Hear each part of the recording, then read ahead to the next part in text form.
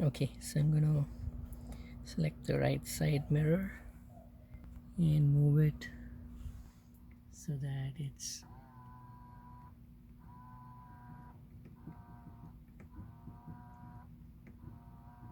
there you go, further like this.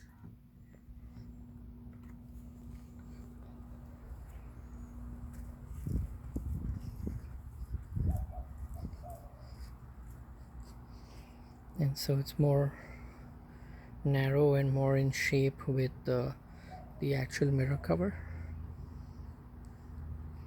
And let's see if this makes it easier to install. So I'm gonna again, the other thing is the spring mechanism actually touches against this and puts pressure against this, slides against this. So in this notch over here, it actually goes through this extreme end here and comes out from there and holds it. So I'm gonna try it again. I'll tuck the wires in and try again.